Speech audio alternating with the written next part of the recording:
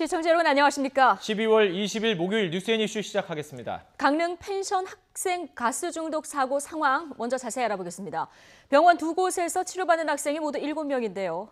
다행히 대부분 상태가 점점 좋아지고 있습니다. 네, 사고 원인을 밝히기 위한 조사도 빠르게 진행되고 있습니다. 현장 소식 살펴보도록 하겠습니다. 현장에 나가는 취재기자 김태민 기자.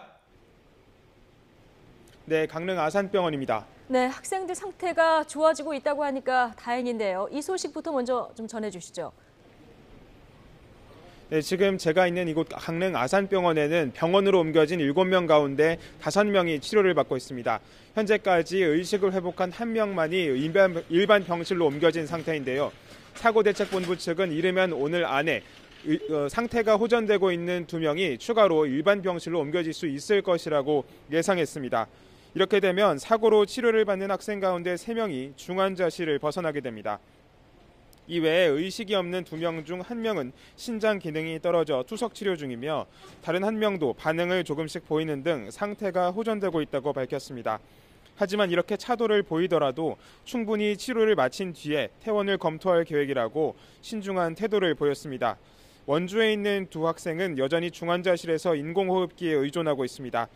하지만 약간은 치료 성과가 있는 것으로 파악되는 만큼 환자 상태는 좀 더 지켜봐야 할 것으로 보입니다.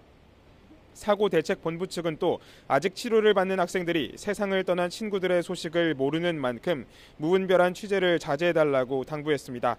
저희 YTN도 가족이나 학생과의 접촉을 자제하면서 치료 소식을 전해드리고 있습니다.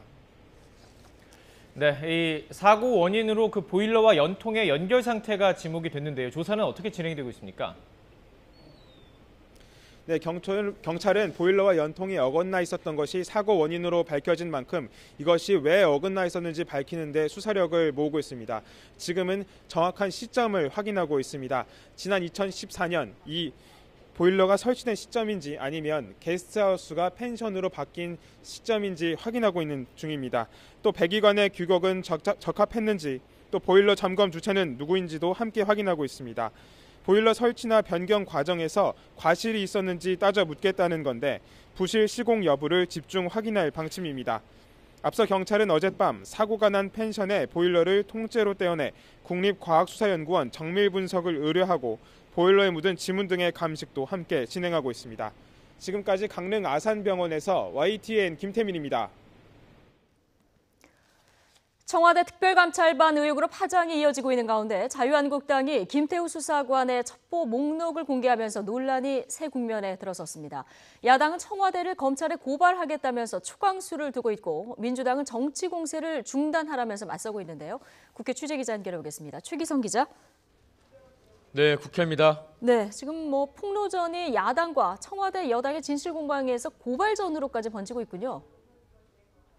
네, 발단은 어제 자유한국당 의원총회에서 나경원 원내대표가 공개한 김태우 수사관의 첩보보고서 목록입니다. 김 수사관의 컴퓨터 모니터 화면을 캡처한 것으로 추정되는데 친박계 핵심 인물인 최경환 전 기획재정부 장관부터 김현미 국토교통부 장관, 고삼석 방송통신위원회 상임위원 등 정치인 이름이 등장합니다.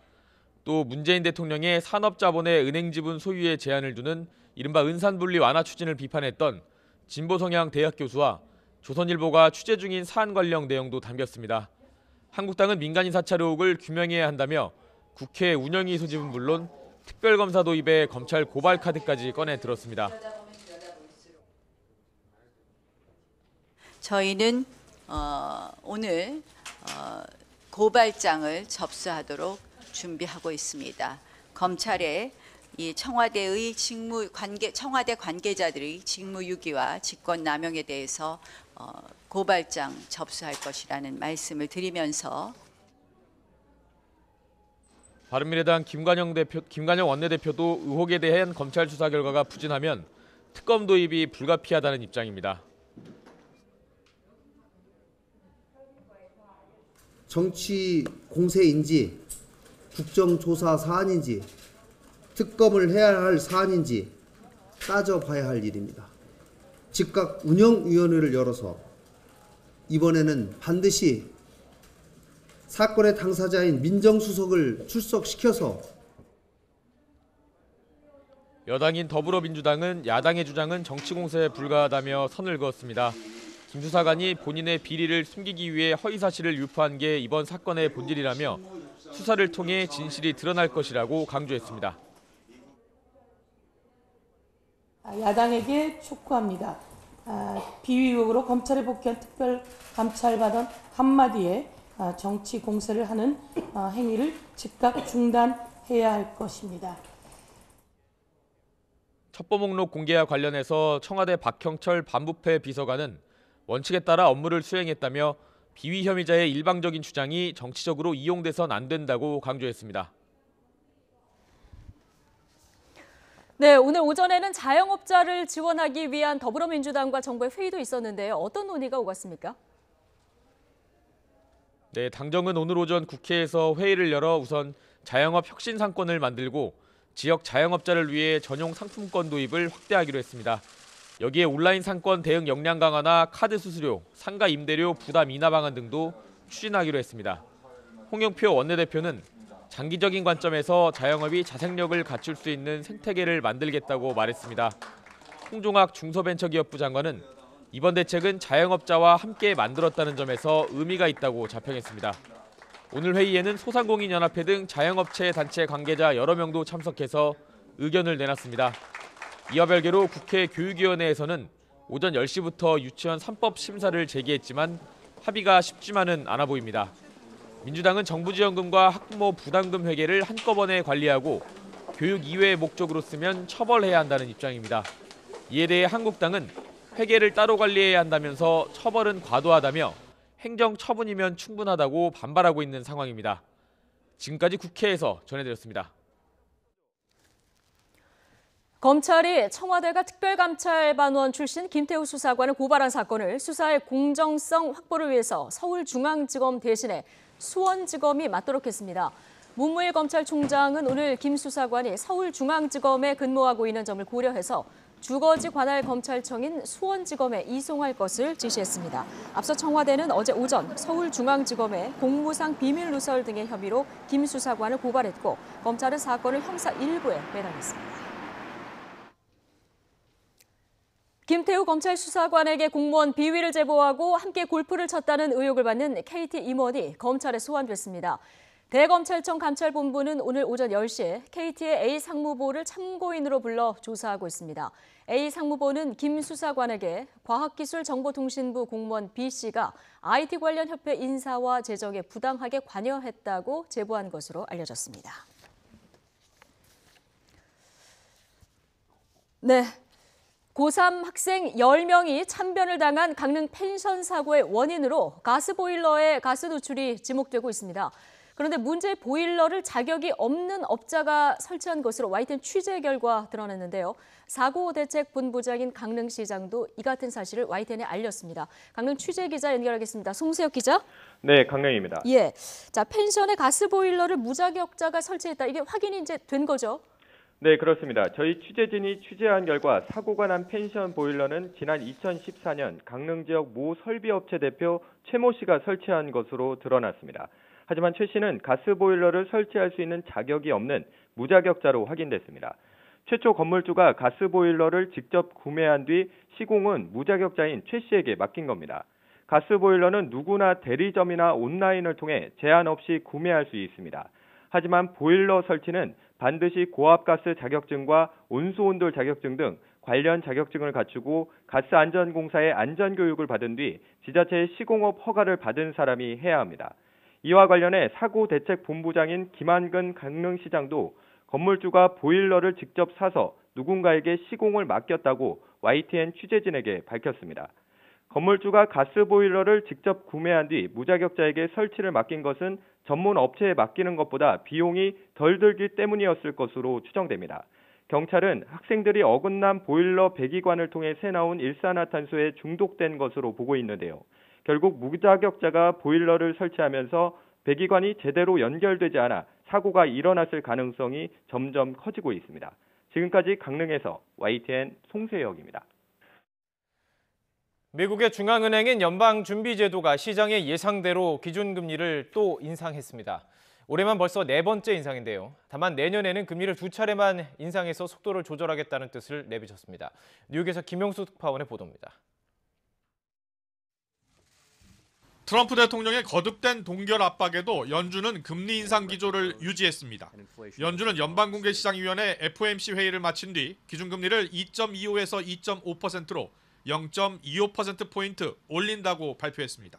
올해만 네 번째 인상입니다.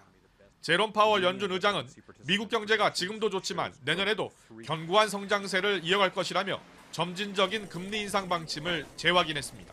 Today, we raised our target range for the short-term interest rates by another quarter of a percentage point. As I've mentioned, most of my colleagues expect the economy to continue to perform well in the coming year. 다만 내년 경제 성장률은 글로벌 경제 불안으로 올해 3%보다 다소 떨어질 것으로 내다봤습니다. 석 달 전 2.5%로 예상했던 내년 성장률 전망치도 2.3%로 낮춰 잡았습니다. 이에 따라 금리 인상 횟수도 3차례에서 2차례로 하향 조정했습니다. And now think it is more likely that the economy will grow in a way that will call for 2 interest rate increases over the course of next year. 미국 경제와 글로벌 경기 동향을 살펴보면서 금리 인상 속도를 조절하겠다는 뜻으로 풀이됩니다. 연준이 금리를 인상하면서 지난달 1.75%로 올린 우리나라 기준금리와의 격차는 0.75%포인트로 벌어졌습니다. 뉴욕 증시 3대 지수는 연준 발표 직전 1% 가까이 올랐지만 이후 급락세로 돌아서 2% 안팎의 약세로 마감됐습니다. 뉴욕에서 YTN 김영수입니다. 미국 연방준비제도의 올해 네 번째 금리 인상에 대해 우리 정부는 철저히 대비하겠다고 밝혔습니다. 정부와 관계기관은 오늘 이호승 기획재정부 1차관 주재로 거시경제금융회의를 열고 연준의 연방공개시장위원회 결과에 따른 글로벌 시장 영향과 대응 방향을 논의했습니다. 이 차관은 이 자리에서 미국 금리 인상에 따른 국내 시중금리 상향 움직임은 감내할 수준으로 판단된다면서 추가 불안 요인에도 철저히 대비하겠다고 말했습니다. 스마트폰 간편 결제를 통해 소상공인의 결제 수수료 부담을 낮춘 제로페이가 시범 서비스를 오늘부터 서울에서 시작했습니다. 서울시는 서울 전체 사업체 10곳 중 8곳이 소상공인이고 카드 가맹업체 90% 이상은 연매출 8억 원 이하의 영세업체라며 사실상 거의 모든 영세 자영업자가 수수료 부담을 제로화할 수 있다고 설명했습니다. 정식 서비스는 내년 3월 이후에 들어가서 전국으로 확대될 예정입니다.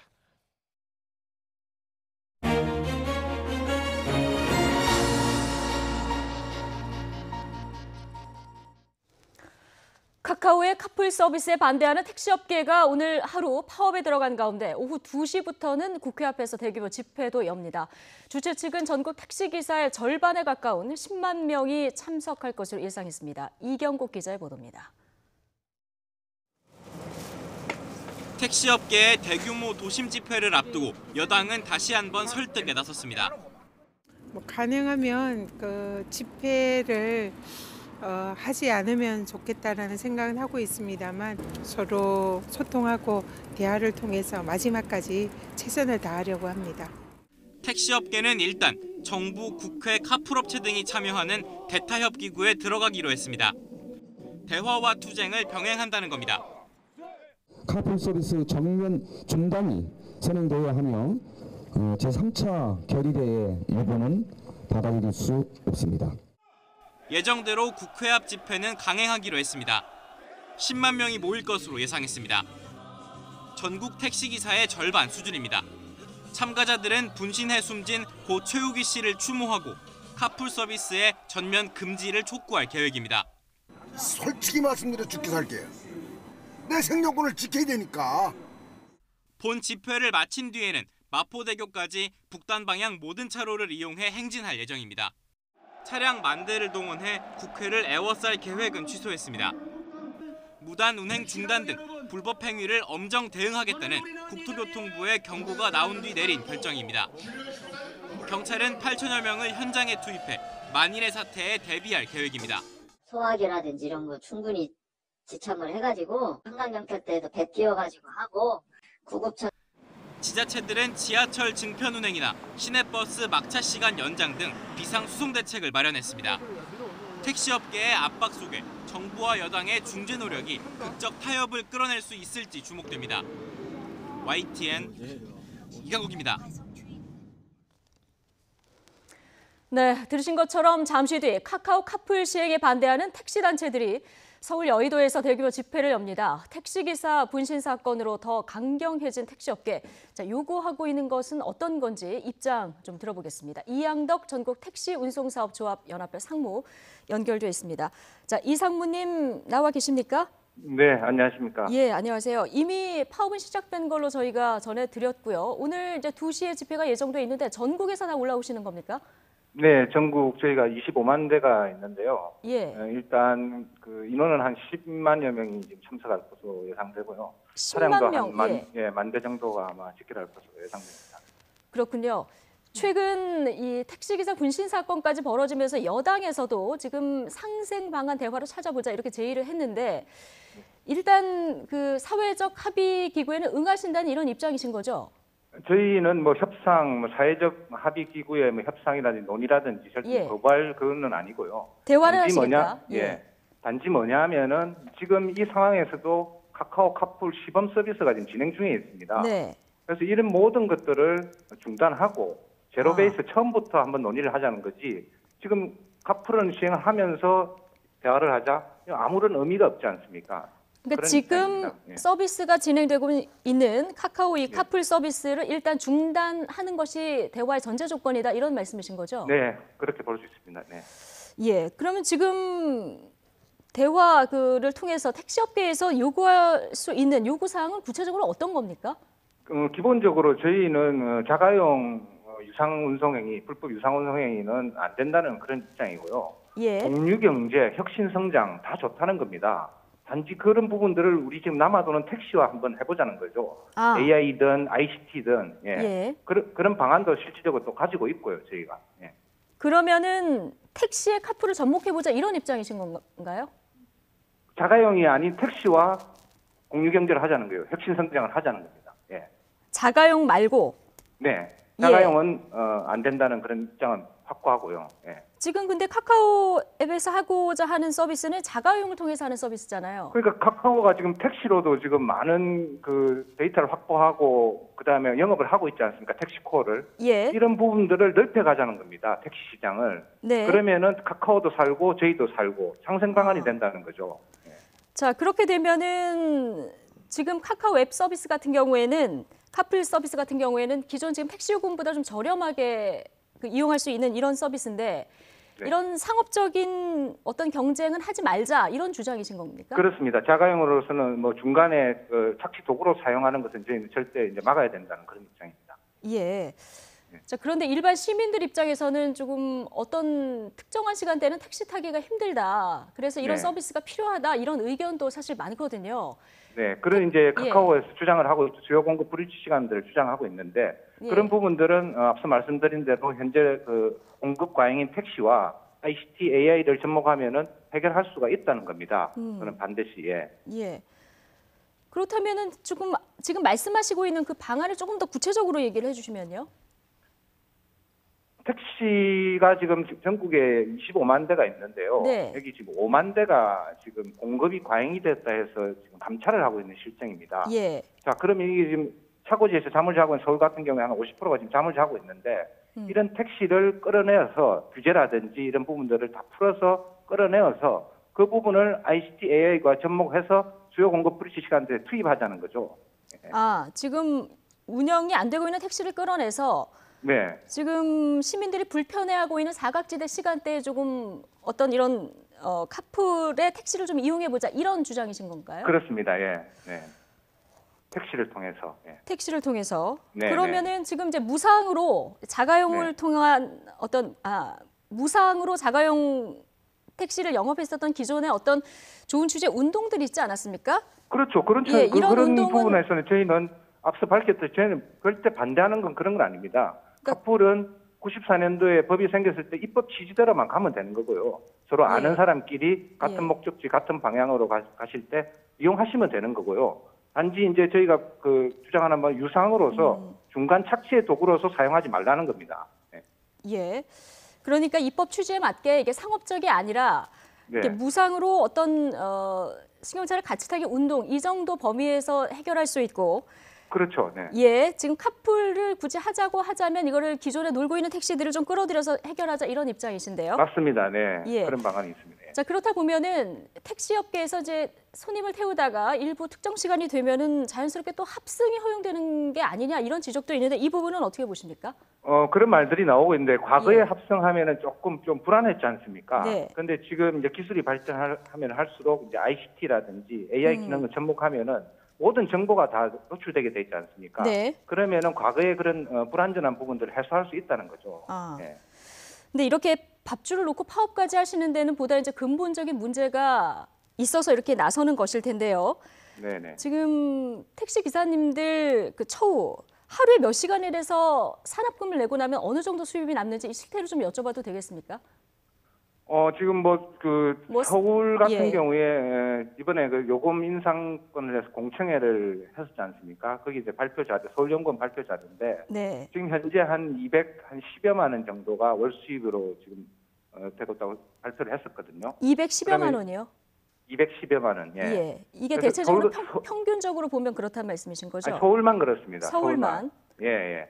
그런데 이제 그 요금 인상을 하면 요금 인상분이 다 기사분들을 이제 돌리기로 했기 때문에 그래 되면은 한 270여만 원 정도의 효과가 나타날 것이다. 뭐 그렇고요. 문제는 이게 서울 말고는 다 지방이 전멸을 했다는 거예요. 사양화의 길로 들어서고 있다는 거죠. 전국적으로 예를 보면 더 들어서, 심하다. 예. 예를 들어 부산 같은 경우에는 지금 월 한 모든 기사분들이 벌어오는 월 수입이 250만 원이 채 안 됩니다. 예. 그러니까 거기에서 250만 원 이상을 월급으로 주겠다? 이게 현실적인 방안입니까? 저는 묻고 싶습니다. 예. 지금 서울보다 지방 사정이 더 심각하다. 그래서 오늘 이제 그렇죠. 전국에서 다 올라오시는 거군요. 그렇습니다. 네. 예. 지금 정부하고 여당에서는 이 해결책으로 산업금 폐지, 택시 월급제. 자, 이 부분 선택을 했는데 이에 대한 그 택시 기사님들 반응은 현장 목소리는 어떻습니까? 그렇죠. 제가 이제 방금 말씀을 드렸지 않습니까? 예. 서울을 차지하고 아까 부산 같은 경우에 한 달에 총 매출액이 250만 원인데 250만 원씩 월급을 그것도 완전 월급을 주겠다. 현재 월급제는 시행은 되고 있고요. 이제 정부에서 네. 말하는 건 완전 월급제인데요. 이제 250만 원씩을 일을 많이 하신 분이나 적게 하신 분이나 똑같이 주겠다. 예. 이거는 현실성이 없는 현실성이 방안이죠. 없다. 택시 회사 네. 측에서 받아들일 리가 없다. 네, 기사분들도 마찬가지고 사업자분들도 마찬가지입니다. 그렇군요. 앞으로 그렇다면 이제 뭐 대화를 통해서 접점을 좀 찾아가셔야 되는 이런 상황인데요. 네네. 오늘 일단 예. 대화 아까 말씀드렸듯이 대화라든지 협상이라든지 얼마든지 영할 용의는 돼 있고요. 단지 좀 현실적이고 좀 이런 부분들 좀 준비를 해서 저희하고 대화를 하자는 그런 입장입니다. 예. 자, 오늘 2시부터 국회에서 시위를 이제 시작하시는데 일단 국회 포위 시위는 안 하시는 걸로 결정이 된 겁니까? 저희는 법 테두리 내에서 가장 평화적으로 좀 하고 싶죠. 하고 싶은데 지금 제가 보니까 어저께 정부라든지 그 경찰 측에서 엄정 대응을 하겠다 이렇게 하는데 저희는 이 자리에서 그 말씀 좀 드리고 싶어요. 이런 경찰 병력들 좀 불법 카풀 영업하는데 좀 투입을 좀 시켰으면 좋겠습니다. 아, 경찰 인력을 다른 쪽에 좀 투입을 해줬으면 좋겠다 이런 얘기도 해주셨는데 예. 마포대교에서 이제 행진도 벌이신다고요 오후에? 예, 한 4시 정도 정도부터 아마 한 2시간 정도 진행이 될 것 같습니다. 예, 이 부분은 이제 집회 허가를 받으신 거고요. 네, 허가는 맡았습니다. 예, 알겠습니다. 오늘 퇴근하시는 분들 택시 잡기도 힘들 테고 뭔가 구간별로 좀 막히는 구간도 있으니까 좀 참고를 하셔야 되겠고요. 예, 우리 국민들 분께 정말 죄송하고요. 이런 부분들 시민의 불편을 좀 끼쳐드려서 근데 얼마나 좀 절박했으면 저희가 3차 집회까지 왔는가라고 조금이라도 좀 생각해 주시면은 고맙겠습니다. 예, 알겠습니다. 어쨌든 말씀하신 대로 앞으로 대화를 통해서 이 부분의 합의점을 좀 찾아가야 되는 이런 상황이군요. 네네. 예, 택시업계 파업 그리고 잠시 뒤 있을 택시 대규모 집회와 관련해서 택시업계 이야기 들어봤습니다. 이양덕 전국 택시 운송사업조합 연합회 상무였습니다. 고맙습니다. 네, 감사합니다. 네, 방금 들어온 소식 전해드리겠습니다. 강제징용 소송 재판 거래에 관여한 의혹을 받고 있는 윤병세 전 외교부 장관이 검찰에 소환돼 조사를 받고 있습니다. 사법농단 의혹을 수사하고 있는 서울중앙지검 오늘 오전 김앤장 고문 출신의 윤 전 장관을 불러서 장관 때 청와대와 법원행정처 사이의 재판 거래 의혹을 둘러싼 사실관계를 캐묻고 있습니다. 윤 전 장관은 지난 2013년과 2014년 김기춘 전 대통령 비서실장이 소집한 공간회동에 참석해서 차한성, 박병대 당시 법원행정처장과 함께 강제징용 소송을 미루는 방안을 논의한 것으로 검찰 수사 결과 드러났습니다. 윤 전 장관이 지난 2016년 김앤장 고문으로 있던 유명환 전 외교부 장관을 만나서 재판을 전원 합의체에 넘기기 위한 외교부 의견서 제출을 논의한 것으로 의심하고 있습니다.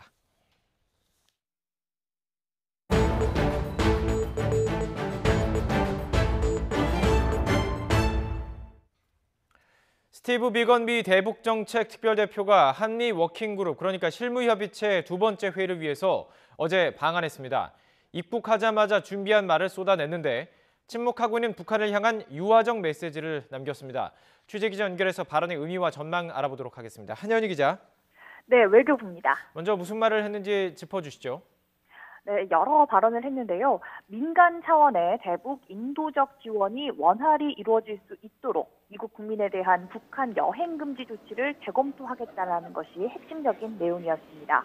공항에 도착하자마자 기자들과 만난 자리에서 미리 준비한 발언을 쏟아낸 건데요. 직접 들어보시겠습니다. I understand many humanitarian aid organizations operating the DPRK are concerned that strict enforcement of international sanctions has occasionally impeded the delivery of legitimate humanitarian assistance. We will also review American citizen travel to DPRK for purposes of facilitating the delivery of aid and ensuring that monitoring in line with international standards can occur. 자, 이 비건 대표가 뭘 보면서 읽고 있습니다.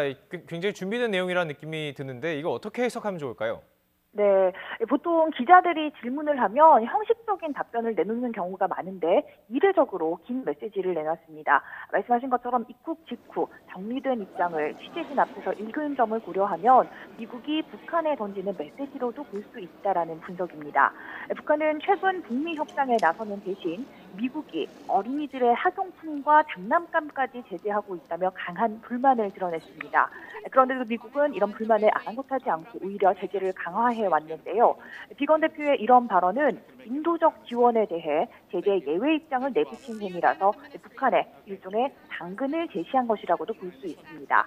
다만 경제 재건을 위한 본격적인 제재 완화를 요구하는 북한의 입장에서는 미흡할 수 있다는 지적인데요. 하지만 비핵화 전까지 제재 완화는 없다면서 강경한 입장을 보이던 미국이 유화적 손짓을 보낸 것이라서 의미가 크다는 분석입니다. 네, 이에 대해서 북한의 반응이 중요할 것 같은데요. 뭐 반응 나온 게 있습니까? 네, 아직 특별한 반응은 없습니다. 보통 여러 매체들을 통해서 입장을 보이는데 이와 관련한 언급이 지금까지는 나오지 않고 있습니다. 미국 구호단체들만 환영의 뜻을 밝히고 있는데요. 비건 대표가 대북 인도 지원 관련 재검토 발언을 하면서 이 같은 내용이 북미 협상을 총괄하고 있는 폼페이오 장관의 지시라는 점도 분명히 했던 만큼 북한도 신중하게 반응을 검토하고 있을 것으로 보입니다.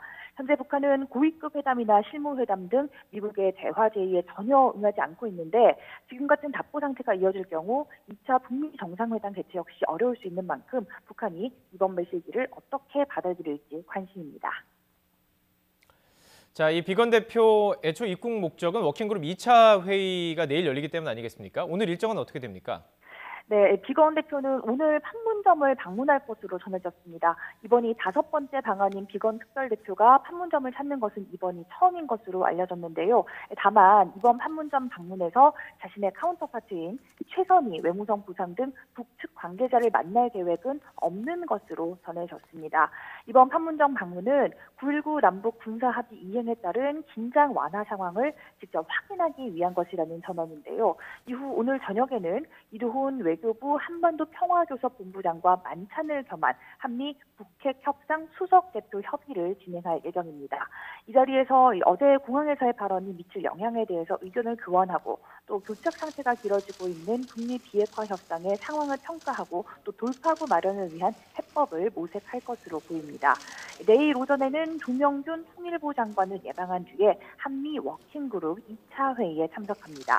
워킹그룹 회의에서는 오는 26일로 예정된 철도 도로 연결 착공식을 비롯해서 이산가족 화상상봉, 북한 양묘장 현대화, 남북 간 국제항공로 신설 등 남북 협력 사업의 제재 면제 여부에 대한 협의가 이루어질 전망입니다. 비건 대표는 또 청와대 국가안보실 관계자들과도 만날 계획으로 알려졌습니다. 지금까지 외교부에서 YTN 한현입니다. 복면을 쓰고 복권 판매점에 침입해 강도질한 미국인 남성이 경찰의 현행범으로 체포됐습니다. 부산 해운대경찰서는 강도 혐의로 미국인 63살 A씨를 붙잡아 조사하고 있습니다. A씨는 어제 오후 8시 10분쯤 부산 해운대구에 있는 한 복권방에 반바지를 뒤집어 쓰고 침입해 업주에게 주먹을 휘두르고 현금 51만 원을 빼앗아 달아나려다가 신고를 받고 출동한 경찰에 붙잡혔습니다. A씨는 영어 강사 일을 해오다가 생활고 때문에 범행을 저질렀다고 경찰에 진술했습니다. 부산 아파트 공사 현장 근처에서 산복도로 일부가 갈라지고 내려앉는 현상이 발생해 차량 통행이 전면 통제됐습니다. 오늘 새벽 1시쯤 부산 동삼동에 있는 한 아파트 신축 공사 현장 근처에서 땅이 갈라졌다는 신고가 119에 접수됐습니다. 경찰과 소방당국이 현장 확인 결과 도로 길이 20m 구간에서 균열과 침하 현상이 발견됐고 상수도 배관에서도 물이 새는 것으로 나타났습니다.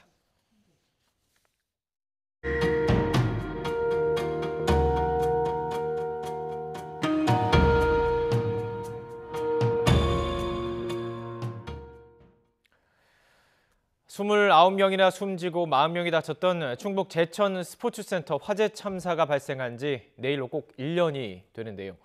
화재 참사 당시 소방 고가 사다리차가 도로 양쪽 갓길에 주차된 차량 때문에 제때 진입하지 못해서 초기 진화 골든타임을 허비했었죠.